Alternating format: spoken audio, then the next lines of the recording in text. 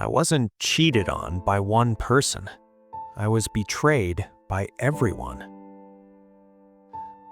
For 6 years, my life was built around one woman. Not just dates or routines, but plans, quiet ones, the kind you make when you're sure you're building something real. We talked about the future like it was already decided. Houses we couldn't afford yet, trips we promised we'd take next year, kids we said we weren't ready for, even though we both lingered on the idea a little too long.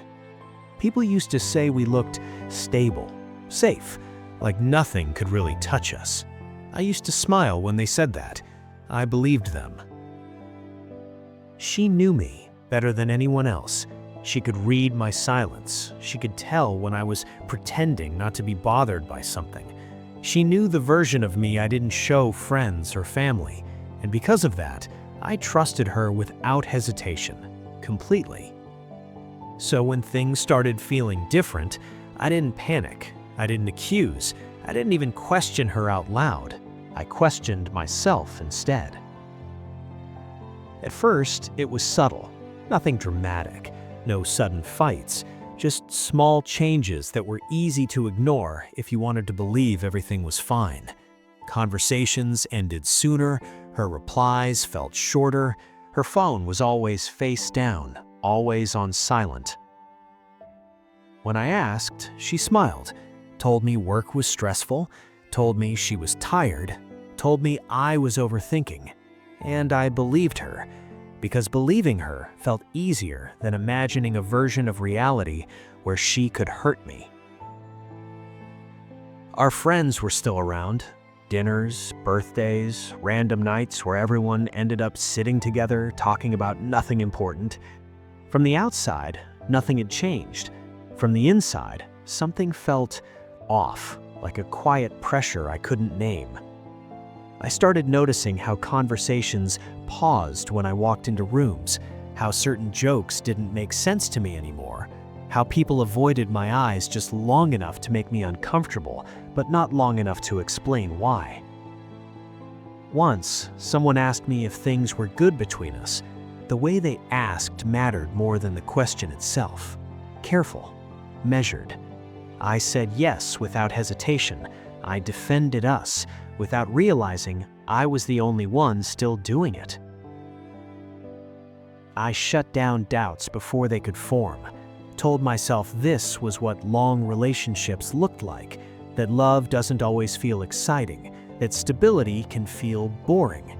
I convinced myself that discomfort meant maturity. What I didn't know was that while I was reassuring myself, other people were reassuring each other. There's a night I still replay in my head.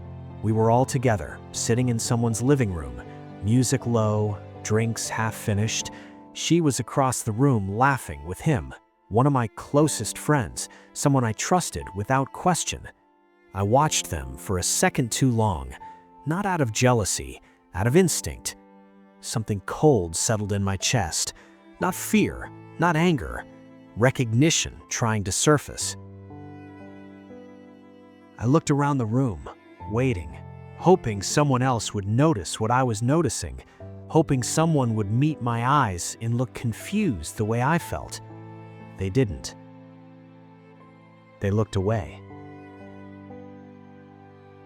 That should have been the moment I understood, but I didn't. I smiled, joined the conversation, told myself I was tired, told myself I was reading into nothing. The truth is, I didn't want to know, because knowing would mean admitting that everything I trusted was about to fall apart.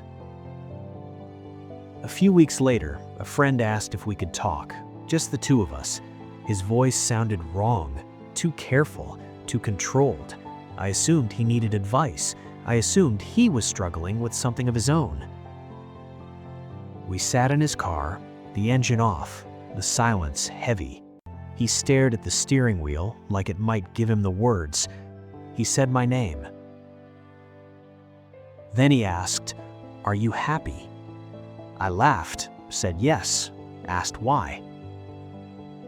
He didn't answer right away. He rubbed his hands together like he was cold, like he was bracing himself for something he didn't want to say. Once he mentioned her name, and in that moment, I realized the truth had been living around me for a long time. I was just the last person to see it. He didn't rush after that. He let the silence stretch, like he was waiting for me to interrupt him. I didn't. I was trying to keep my breathing steady, trying to convince my body not to react before my mind could catch up. I asked him how long. He answered too quickly, like he'd rehearsed it, like he'd been waiting for permission to finally say it out loud. When he told me, I felt something detach inside my chest. Not heartbreak, not yet, just the quiet realization that while I was planning a future, something else had been growing in the dark for months. I asked him why he was telling me now. He looked down, said he couldn't look at me anymore without feeling sick, said he hated himself every time I talked about her, said it felt wrong sitting next to me, pretending nothing was happening. That should have mattered. It didn't. All I could think about was how long everyone else had been carrying this while I walked around blind. I asked him one more question. Who else knows? He hesitated. That hesitation told me everything. He started slow, one name, then another.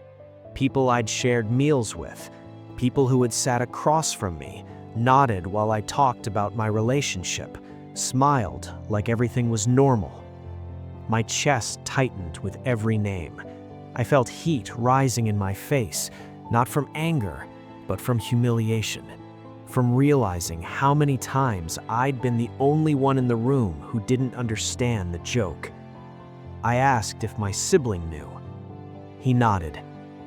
I asked if my parents knew.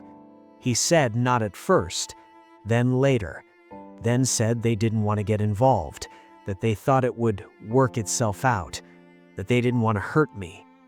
Something cold spread through me when he said that, because I finally understood what silence really meant.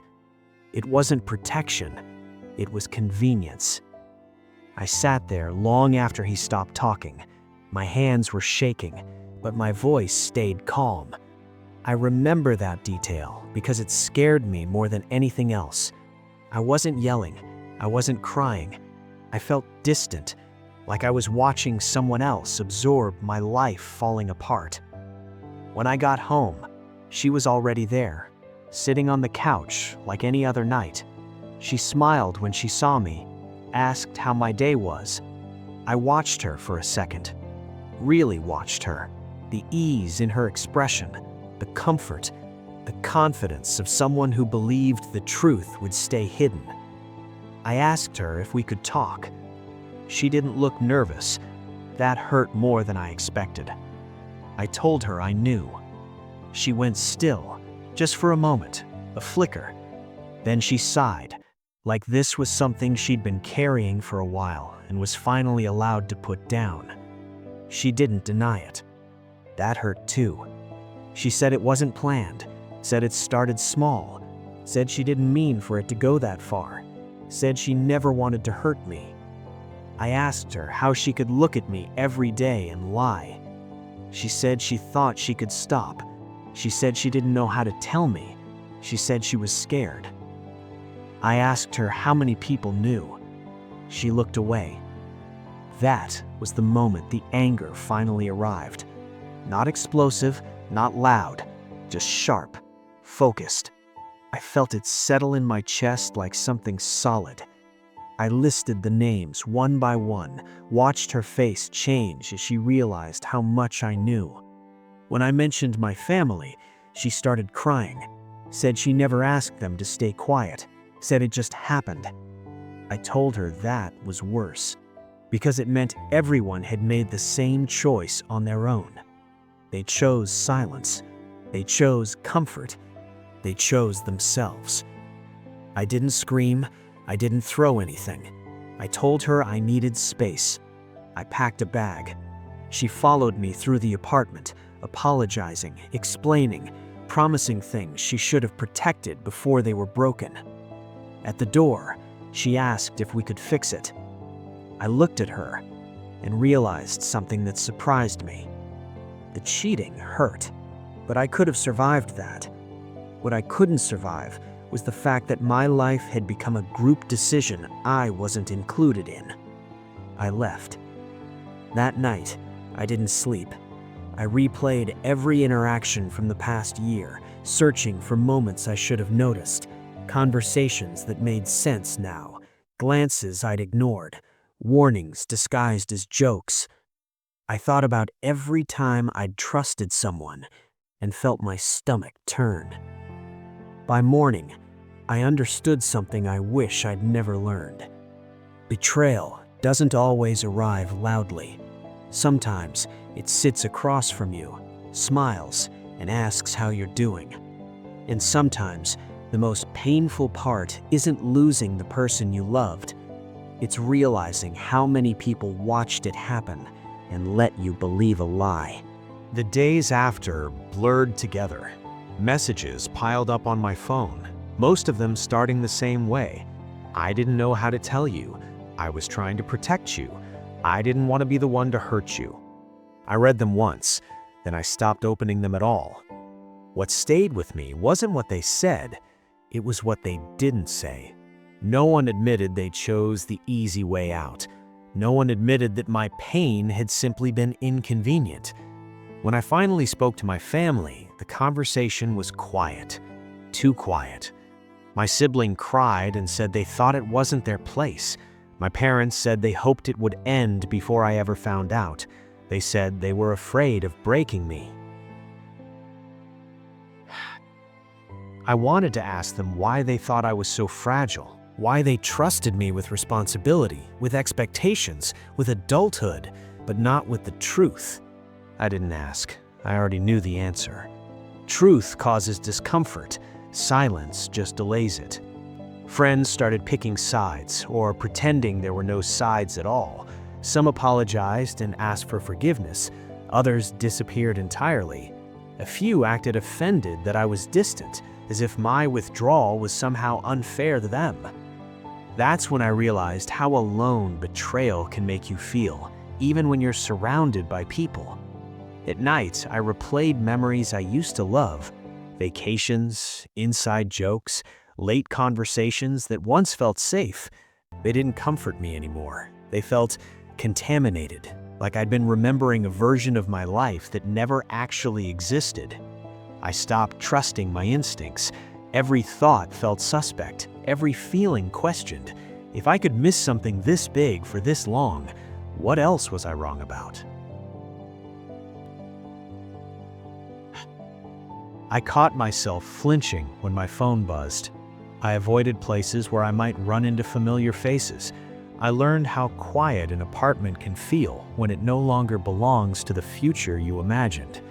People asked if I was angry. I wasn't. Anger burns hot and then fades. What I felt was heavier, slower, like something settling deep inside my chest. I didn't just lose my partner. I lost my sense of reality. Weeks later, she reached out again, said she missed me, said she hated how things ended, said she wished we could go back. I stared at the message for a long time before realizing something important. There was no back to return to, only a lie I had finally stepped out of. Healing didn't come all at once. It came in small, uncomfortable moments, in realizing that distrust wasn't weakness, it was my mind trying to protect me, in accepting that some people would never understand the damage they caused because they never had to live with it. I learned that closure doesn't always arrive as an apology, sometimes it arrives as distance. I don't hate them. I don't wish them pain, but I no longer confuse silence with kindness, and I no longer mistake comfort for loyalty.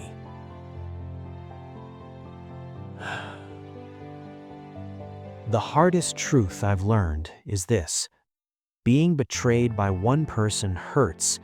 Being betrayed by everyone changes who you are. And even now, when I think about trust, it doesn't break my heart anymore. It just reminds me to be careful who I give it to.